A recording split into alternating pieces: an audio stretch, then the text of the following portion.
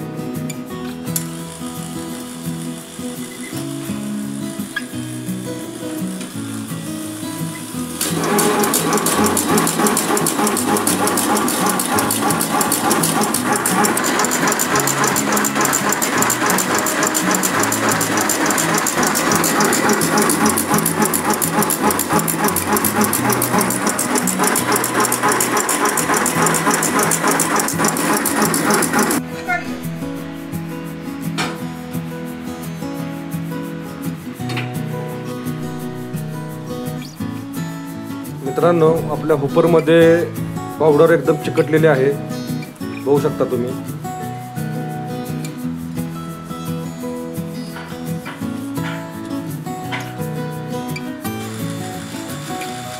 मित्रांनो, हे तुम्ही बघू शकता तुकडे किती पडलेले आहेत आणि हुपरमध्ये आपली पावडर चिकटत चाललेली आहे. तर हे कशामुळे होत आहे, याचं सोल्युशन काय हे मी तुम्हाला सांगतो. बघू शकता तुम्ही,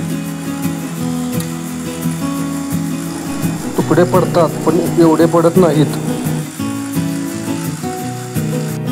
मित्रांनो, तुम्ही आता व्हिडिओमध्ये पाहिलं असेल, आपली स्टिक अजिबात चांगली येत नाही आणि आपला माल उपरमध्ये पूर्णपणे चिकटत आहे. तर मित्रांनो, हे का होतं बघा, ही खराब झालेली पूर्णपणे पावडर आहे. तर मित्रांनो, ही पावडर आपण वापरामध्ये आणतो.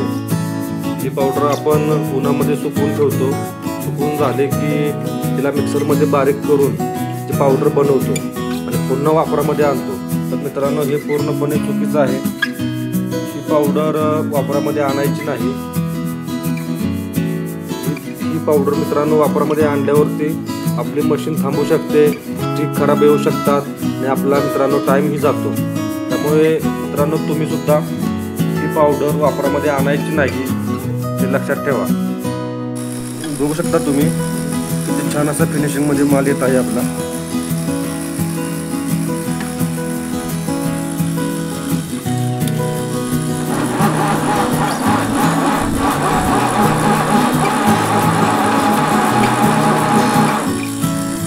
मित्रांनो, अशा पद्धतीने तुमचा माल मशीनमधून आला पाहिजे.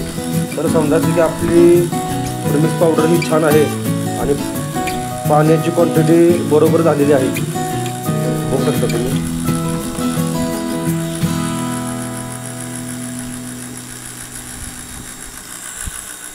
आणि उपरमध्ये आपला माल चिकटत नाहीये, बघू शकता तुम्ही.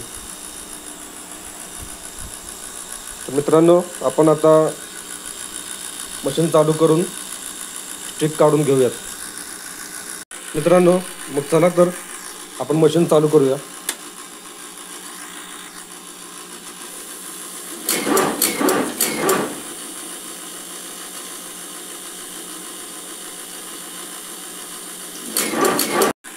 मित्रांनो, चला आपण आता मशीन चालू करूया.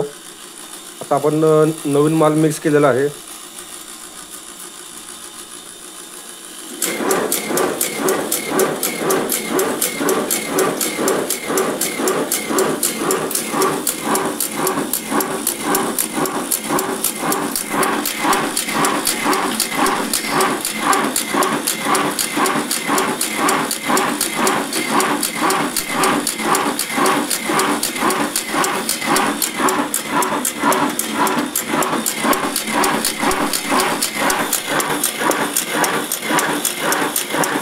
मित्रांनो, तुम्ही बघू शकता आपल्या हुपरमध्ये ही माल चिकटत नाहीये.